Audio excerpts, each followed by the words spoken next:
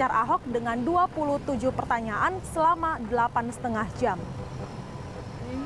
Dan nanti yang akan bicara Calon Gubernur DKI Jakarta nomor urut 2 Basuki Cahayapurnama alias Ahok telah rampung menjalani pemeriksaan polisi sebagai tersangka kasus dugaan penistaan agama. Ahok diperiksa penyidik Barreskrim Polri selama 8,5 jam. Di dalam pemeriksaan Ahok dicecar 27 pertanyaan. Pemeriksaan juga berjalan lancar. Ahok bisa menjawab semua pertanyaan dengan baik. Saya lanjutkan bahwa dari pukul 9 pagi sampai setengah 6 sore tadi, kami mengikuti proses penyidikan. Yang dimintai keterangan adalah Pak Basuki Cahayapurnama. Tentu dalam proses penyidikan ini ada sekitar 27 pertanyaan yang disampaikan penyidik kepada diri Pak Basuki Cahayapurnama, dan itu tentu dijawab dengan baik. Saya ingin sedikit memberikan gambaran bahwa konstruksi daripada peristiwa hukum yang menjadi objek pemeriksaan pada hari ini adalah sesungguhnya mengulang kembali keterangan yang sudah disampaikan pada proses penyelidikan sebelumnya. Saat ditanya wartawan mengenai pertanyaan yang dilontarkan penyidik, pihak Ahok enggan berkomentar. Selanjutnya Ahok akan patuh dan tunduk terhadap apapun keputusan penyidik. semua kami serahkan dan kami taat kepada hukum.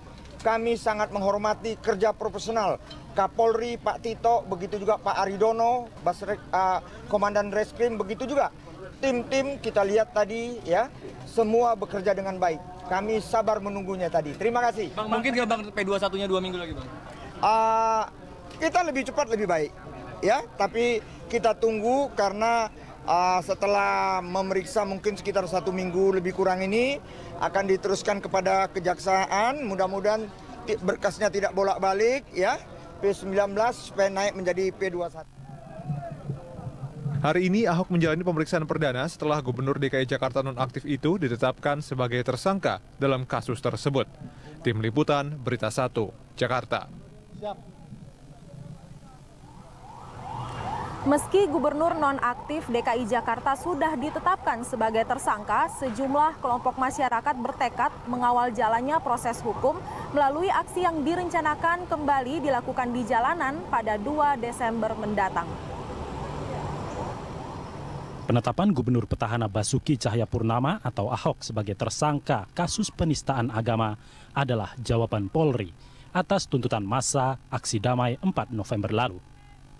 Kapolri Jenderal Tito Karnavian memastikan Ahok akan menjalani pemeriksaan secara profesional tanpa intervensi pihak manapun, termasuk Presiden Joko Widodo. Meski sudah ditetapkan sebagai tersangka, Mabes Polri tidak menahan Basuki Cahayapurnama. Kapolri mengungkapkan ada 3 alasan kenapa Ahok tidak ditahan. Salah satunya karena penyelidik tidak bulat soal ada tidaknya tindak pidana dalam kasus penistaan agama. Kenapa? Karena penahanan itu harus memenuhi 2 syarat yang objektif dan subjektif. Syarat objektifnya bahwa di kalangan penyidik harus terdapat pendapat yang mutlak dan bulat bahwa kasus tersebut adalah kasus tindak pidana. Nah, dalam gelar perkara kemarin yang dilakukan secara sangat transparan dengan semua pihak, terlihat jelas terjadi perbedaan pendapat kalangan ahli. Ini mempengaruhi penyidik. Penyelidik kemudian mereka menjadi dissenting terpisah. Tidak bulat mereka. Meskipun didominasi oleh mereka yang menyatakan ini adalah pidana. Pasca Ahok ditetapkan sebagai tersangka, Kapolri meminta masyarakat untuk tidak memaksakan proses hukum selanjutnya terhadap Ahok. Sebab, jika ada desakan yang melibatkan massa, Kapolri memastikan bahwa desakan tersebut dimotori oleh motif lain, yang tujuannya memecah belah keutuhan Republik Indonesia.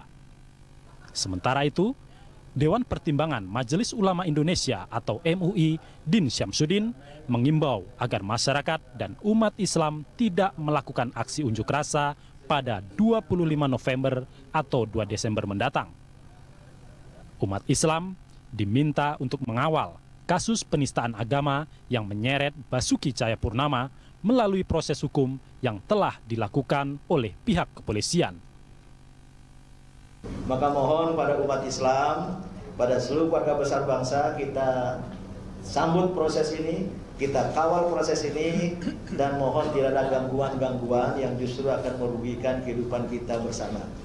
Gubernur Petahana Jakarta, Ahok, sudah menjadi tersangka dan menjalani pemeriksaan intensif. Namun, di tengah masyarakat tetap menguat aksi susulan. Polri menyebut bakal ada aksi pada 25 November dan 2 Desember mendatang. Lepas dari pro kontra kasus Ahok, sudah saatnya semua pihak harus cooling down, menahan diri sambil mengawasi jalannya kasus ini di jalur hukum. Tim Liputan, Berita 1. Sementara itu, pemirsa, Gubernur nonaktif DKI Jakarta Basuki Cahayapurnama atau Ahok sebelumnya menyampaikan permintaan maaf atas ucapannya yang menyinggung salah satu ayat dalam kitab suci Al-Quran. Ahok pun bertekad akan memperbaiki sikap dan ucapannya agar lebih baik ke depannya. Hal itu diungkapkan Ahok kepada seorang lansia yang datang ke rumah Lembang dalam kondisi sakit Senin kemarin. Meski sakit, lansia tersebut sangat antusias memberi semangat kepada Ahok. Ahok pun yang semula duduk di kursi rela turun dari panggung untuk dapat berdialog langsung dengan lansia tersebut. Ahok menyadari sikap dan ucapannya selama ini memang kasar dan arogan.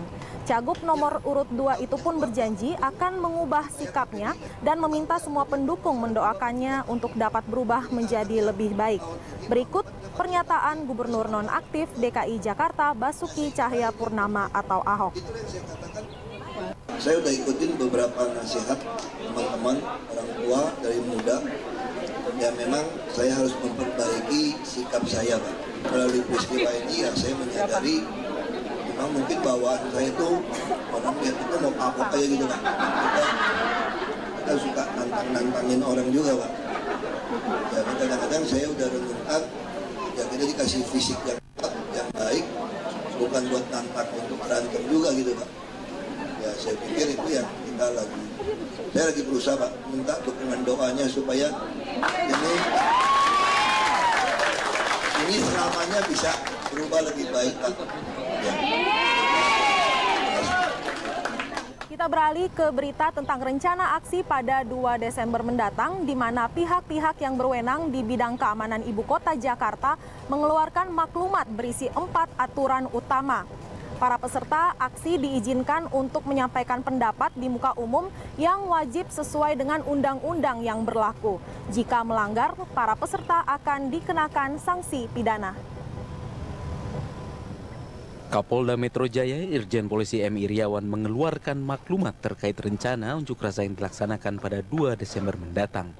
Maklumat berisi sejumlah aturan dan ketentuan terkait penyampaian pendapat di muka umum, salah satunya berisi larangan untuk berbuat makar. Kami akan ingatkan kembali bahwa pelaksanaan penyampaian pendapat di muka umum dilarang mengganggu ketertiban umum, merusak fasilitas umum, melakukan perbuatan mengakibatkan gangguan fungsi jalan raya atau lalu lintas, melakukan provokasi yang bersifat anarkis, tentu ada yang mengarah sara, dan penyampaian pendapat di muka umum ada jamnya, yaitu jam 6 pagi sampai jam 18 sore. Jam 6 pagi sampai jam 18 sore. Oleh sebab itu pada kesempatan yang baik ini kami mengeluarkan maklumat. Adapun poin berikutnya, dalam hal penyampaian pendapat di muka umum, apabila melakukan kejahatan keamanan terhadap negara itu disebut makar. Apabila, kalau tidak disebut makar ya, di mana akan menggulingkan permintaan yang sah. Ya, itu ada undang-undang mengatur. Ini kami garis bawahi. Tapi apabila tidak dilakukan tidak ada masalah. Maklumat yang ditandatangani Kapolda Metro Jaya pada Senin malam itu memiliki 4 poin. Yang pertama, terkait kepatuhan terhadap Undang-Undang Kemerdekaan Penyampaian Pendapat di Muka Umum. Bila melanggar, maka kepolisian secara tegas membubarkan hingga menegakkan hukum. Isi maklumat poin kedua mengatur larangan membawa senjata tajam dan benda-benda membahayakan, serta wajib memberitahu secara tertulis ke Polda Metro Jaya. Isi maklumat selanjutnya mengatur larangan mengganggu ketertiban umum, mengganggu fungsi jalan raya, melakukan provokasi, dan hal serupa. Penyampaian pendapat di muka umum dibatasi mulai pukul 6 pagi hingga pukul 6 malam. Isi maklumat terakhir mengatur larangan melakukan kejahatan terhadap keamanan negara berupa makar terhadap presiden dan atau wakil presiden. Jika dilanggar, maka akan menghadapi hukuman penjara 20 tahun atau hukuman mati atau seumur hidup. Pernyataan tegas juga disampaikan Menteri Pertahanan Ria Mizar Triakudu yang berjanji akan menindak kelompok atau oknum yang berniat makar, yakni menggulingkan pemerintahan Jokowi JK. Alasannya adalah adanya potensi penunggang gelap yang mempunyai agenda makar saat aksi nanti. Berikut